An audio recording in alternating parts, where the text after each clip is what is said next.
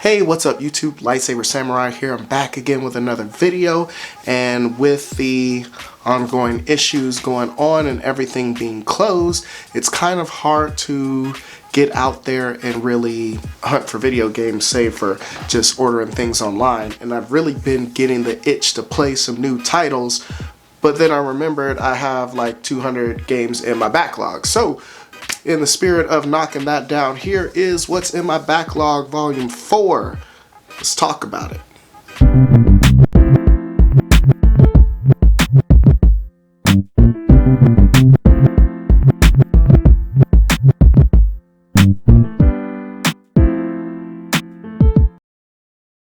Okay, so first up, all of these games that I'm going to go over, they're all PlayStation games, so they're from PlayStation 1, 2, and 3. I was on a PlayStation kick this week, so I've been playing a lot of that. And so the first game on our list is a fighting game on the PlayStation 1 that released in 1998 by 989 Studios. In here I have Cardinal Sin. Now this is a weapons-based fighter that came out around the time, and I guess was trying to cash in on games like Soul Blade, or maybe mixed with a little bit of Mortal Kombat. There was also a lot of those ultra-violent games that were circulating around the time, like Thrill Kill and Wu-Tang Shaolin style, that sort of thing.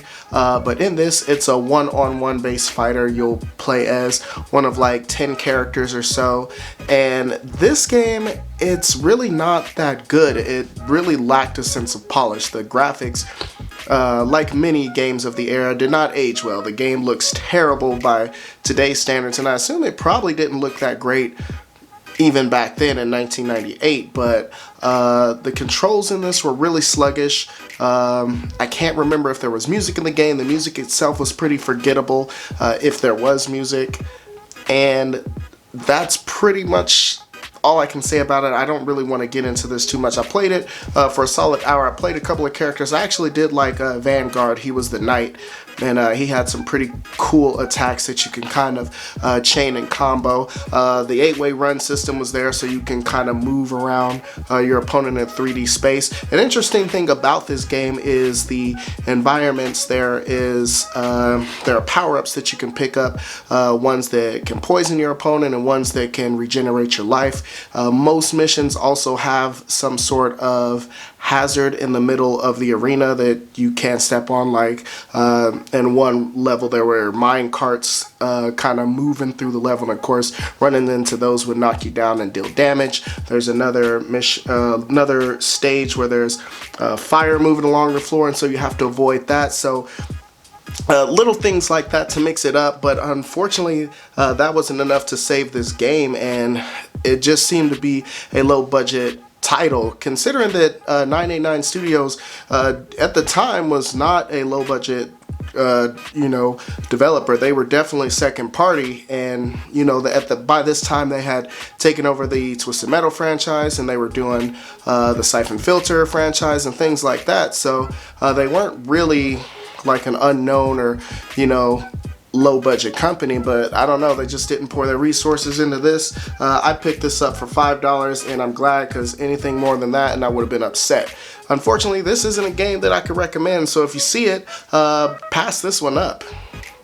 Moving on to the PlayStation 3, this game came out, I want to say around 2006, and this was a sequel to Ginji Dawn of the Samurai. This is Ginji Days of the Blade, and this was an early PlayStation 3 title. I remember when this one came out around the time Heavenly Sword did, it seems, and this is pretty standard fare. You resume the roles of I can't even remember, Yoshitsune, I think is his name, and Benkei, the big guy from the first game. Also, there was non-playable characters in the first game, like the warrior priestess. I can't remember her name, Shizuki, I think, and another guy that you can play as. So they doubled the amount of playable characters, and once you get them all in your party, you can switch them on the fly. with using the directional button, which I thought was cool. Graphics in this game for the time were a pretty nice step forward. The graphics were really good looking at the time. Things like the fire effects and the particle effects, as far as like all the cinder burning in that first mission, I thought looked pretty good.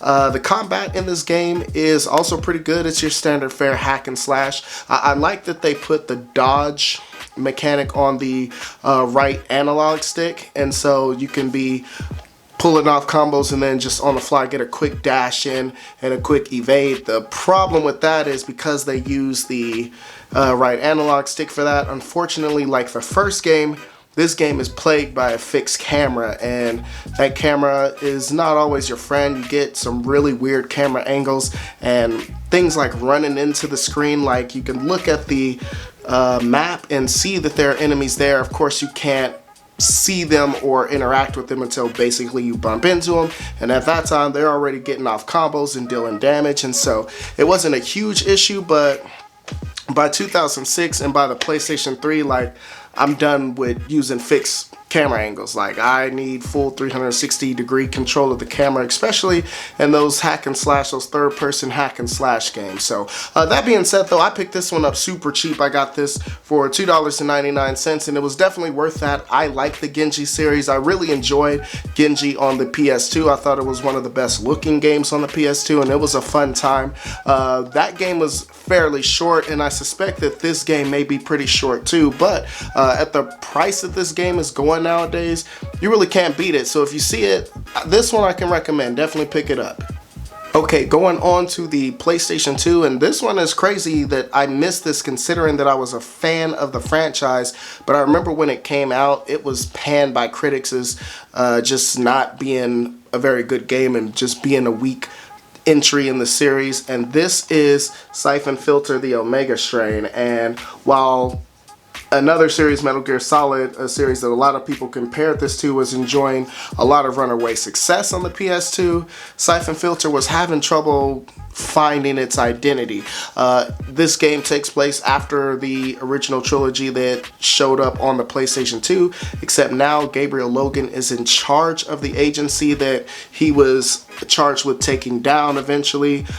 In the original trilogy, he brought Leon Zing with him and Teresa as well. It's also got some new field commanders, and this game takes place, you are a new recruit in his agency, and you guys are charged with going around the world to stop the latest strain of the Syphon Filter virus.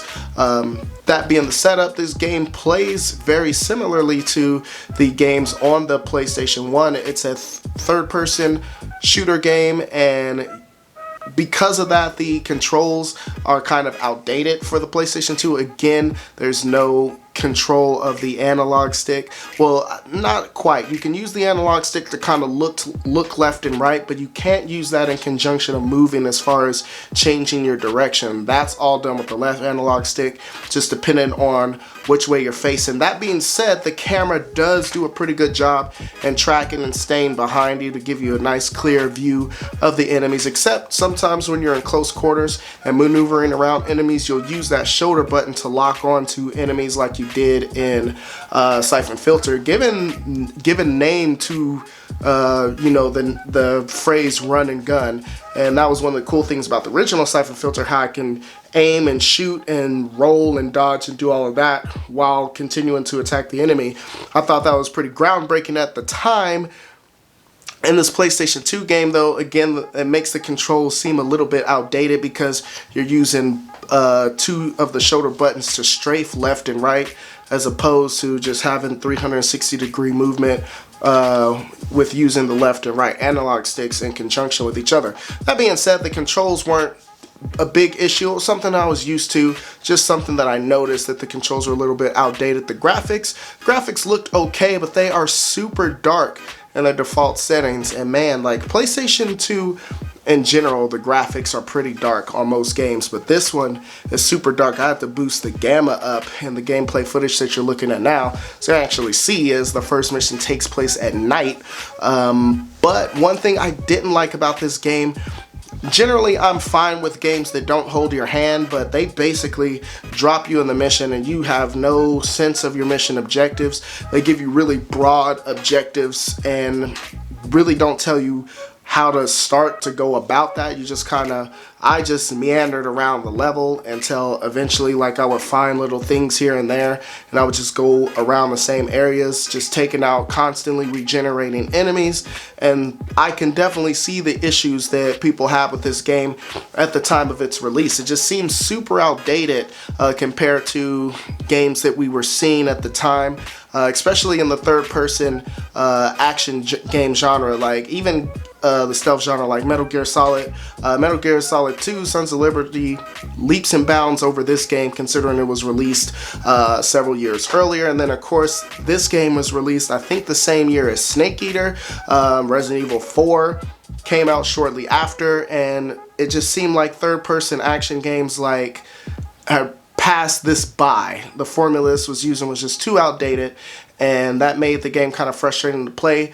If you see it, I think it's worth it still, though, if you're a fan of the franchise. And considering that this is a $5 game now, I think it's worth to go ahead and grab it just to add it to the collection. But outside of that, unfortunately, I can't really recommend it. Okay, staying with the PlayStation 2, and this is a racing game that was released by Naughty Dog. It's a spin-off of the Jak and Daxter franchise. This is Jak X Combat Racing, and this game was a pleasant surprise. I had never played it. I always kind of liked the Jak and Daxter games. I never super got into them, though. I wasn't much into 3D platformers.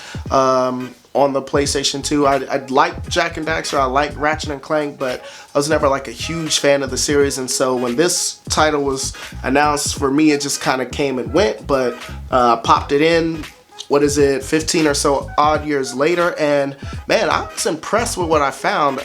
Like the name suggests, it's a combat racing game. The story continues after the events of Jak 3, I believe, and a lot of the comrades that you meet in Jak 2 and Jak 3, you guys are all together in, in your little gang, and your objective is to win this Grand Prix of races put on by by an antagonist that I think had died in one of the previous games.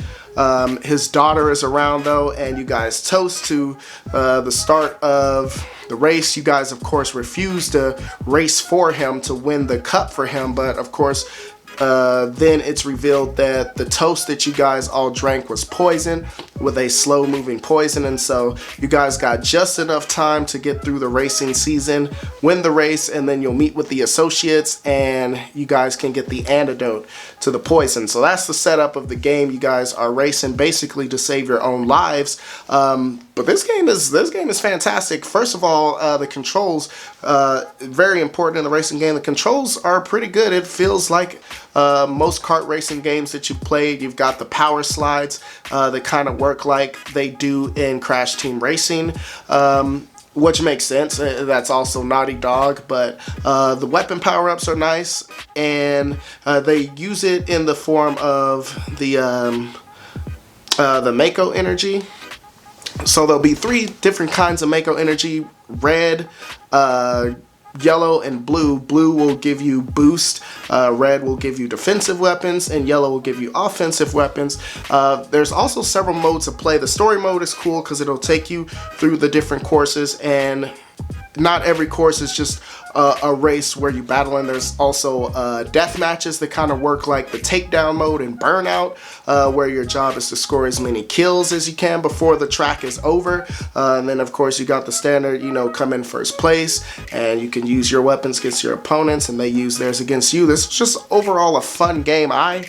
I'm pretty sad that it took me this long to pick this up, but I did. Again, I bought this again. It's another $5 game, so it was definitely worth the money. If you see this, definitely pick this up. I was told to pick up the greatest hits version because I was told that this had some patches that kind of help like things like frame rates and things like that. So as I understand, the greatest hits version is the definitive version of this game, but if you see this, definitely pick this up. This one's highly recommended.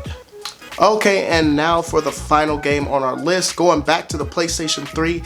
This is a release by Sega. This came out in around, I want to say, 2007, 2008 or so. This is Binary Domain. This game popped up on a lot of hidden gems list from other YouTubers, so I thought I would give it a go. I saw it in the store. $4.99 was the price. Most of them described it as kind of a generic third-person shooter.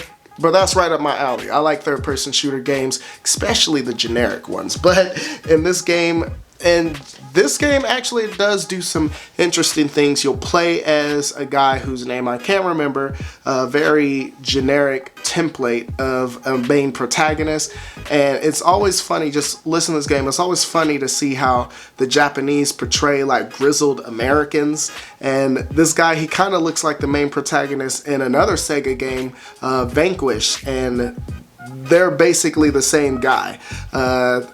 In this game, your job is to infiltrate Tokyo and kind of uncover this plot that the Japanese have as far as building these lifelike cyborgs. And so I guess your job is to go in there and get reconnaissance on that and then stop them if they do. You have a partner in this who just won't shut up, and that was another thing that a lot of the reviewers talked about. He constantly comments and comments and talks and talks and talks, almost to the point where it gets on your nerves. But I do understand now, playing the game myself, why that's the case. See, this has a lot of functionality with the headset. Unfortunately, I didn't get any footage of that, but you can use the headset to talk to this guy just throughout the game. You can, you know, verbally give him commands like cover or flank them, or, you know, cover me, regroup, things like that. And so you can talk to him. He'll ask you questions while you are playing the game, and then you can respond, you know, and, you know, he'll respond back based on what you said. And so I think that was pretty cool. I didn't, like I said, unfortunately, I didn't get a chance to test that myself, so I don't know how robust the voice command system is, but that's the main reason for all the talking. If you're playing without the headset like me, just playing normal, then it kind of gets to be a little annoying. But using the headset, I imagine they did it to be more immersive, and you probably won't notice it as much. The gameplay in this is solid. It's a cover-based shooter at its heart, and it plays like a modern one, so all the moves are there. The vault over cover, the shift from cover to cover, moving forward to cover, like all that stuff, blind firing, all that stuff is there. And the guns, they seem to feel good. The controls are responsive and snappy. The graphics are decent. They're not the best PlayStation 3 graphics you'll see, but they do the job. And overall, that's pretty much it. It pretty much is a generic third-person shooter, but it's not a bad game at all. And if you like third-person shooters, this one is one I can definitely recommend, considering it's also like a $5 game. So if you see it, go ahead and snag it up. Alright guys, I do believe that's all I got for you, but let's talk about it in the comments section below. Questions, comments, concerns, threats. Have you guys been getting into your backlog? If so, what are some titles you guys have been playing for the first time ever? Let me know. We'll talk about it back and forth. If you like this content, please go ahead and give me a like and thumbs up. If you haven't done so already, you'll be glad you did. I do believe that's all I got for you. Lightsaber Samurai out. Peace.